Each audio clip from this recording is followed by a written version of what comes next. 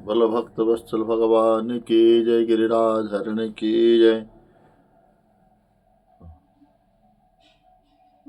कृष्ण भक्त अर्जुन सखा की जय। हरे कृष्ण। आज कुछ चर्चा करेंगे। बड़े सुंदर विचार है, महाभारत का प्रसंग है। ये प्रसंग बहुत दिन के बाद हमें प्राप्त हुआ है। बड़े अच्छा प्रसंग। आप लोग सुनने के बाद आपका हृदय गदगद हो जाएगा। बड़े सुंदर प्रसंग है, क्या बताऊं। ये अधम विदास भी इसको पढ़ने के बाद बड़े प्रसन्न हो गया। शास्त्र अनंत है,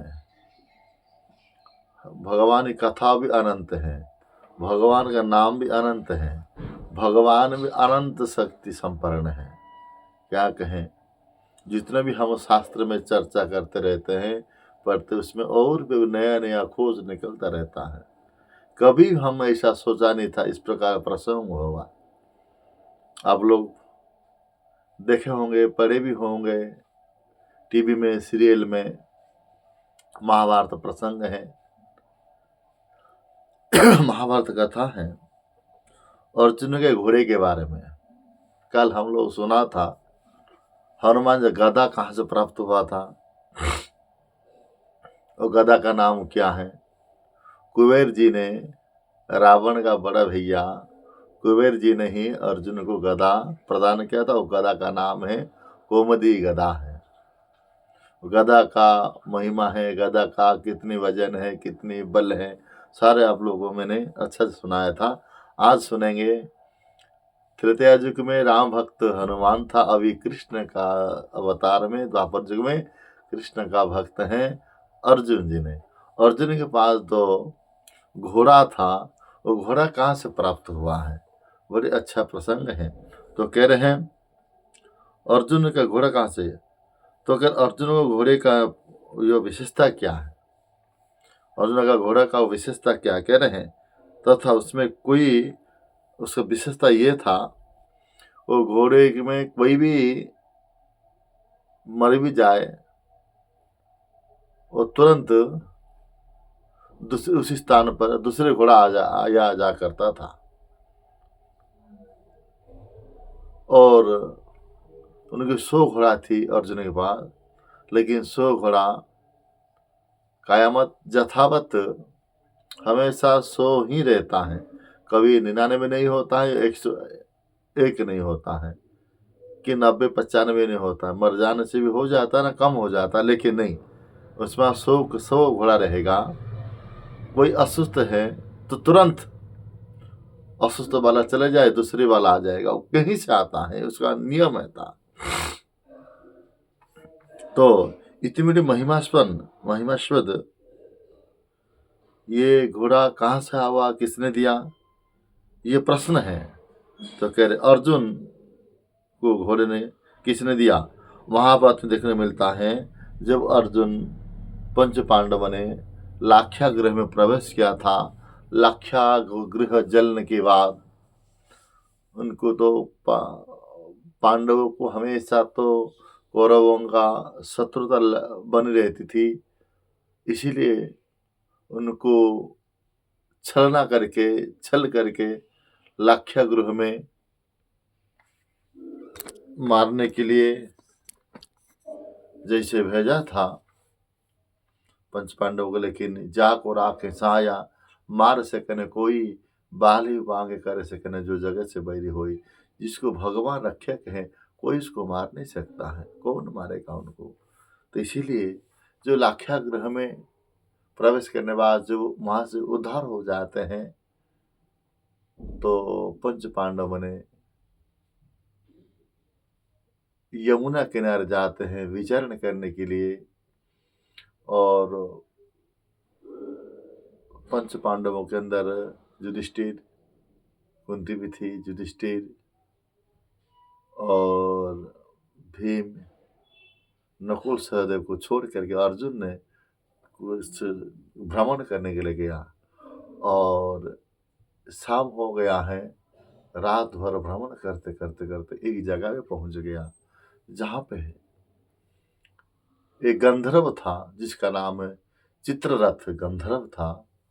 वो अपनी पत्नी के साथ में चित्ररथ गंधर्व का 1000 पत्नियां थी, वो अपने पत्नी के साथ में चित्ररथ गंधर्व ने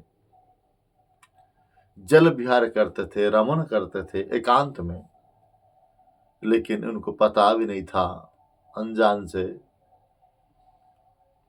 अर्जुन ने जैसा घूम रहे थे वहीं भ्रमण कर रहे थे, अचानक वो पत्नियों का नजर पड़ी अर्जुन के ऊपर। लज्जित अनुभव किए, डर भी लगा, अच्छा नहीं लगा। तुरंत ये खबर गया गंधर्व के पास में, चित्ररथ के पास में। तुरंत चित्ररथ ने कहा क्या हुआ ना, ऐसे ऐसे कि नव युवक ने आ करके हमारे जहाँ पे हम लोग विचरण करते हुए हमें देख रहा है, घूम रहा है, टहल रहा है। तुरंत उन्होंने कहा ये तो एकांत में कोई दूसरे व्यक्ति आ नहीं सकता है, तुम्हारा ये कर्म अच्छा नहीं है, तो मैं तुम्हें दंड दूंगा करके तुरंत अपना बाण उठाया, युद्ध करने के लिए प्रस्तुत हो गए चित्ररथ गंधर्व ने अर्जुन के साथ में। और अर्जुन और चित्ररथ गंधर्व के साथ में बड़ा महासंग्राम हुआ, बहुत बड़ा युद्ध हुआ, रात भर युद्ध हुआ। अरे जो भगवान के जो शिष्य है, शिष्यस्त अहं सादिमांग त्वं प्रपन्नम, जो अर्जुन जी भगवान शिष्य हैं, वो सारे कलाकारी भगवान से, या जो परशुराम शिष्य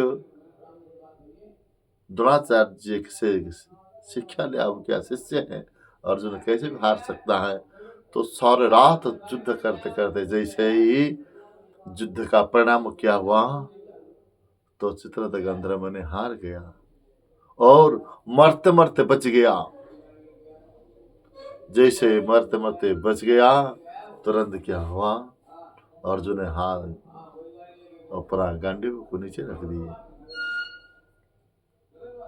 तब क्या किए पता है, आश्चर्य था।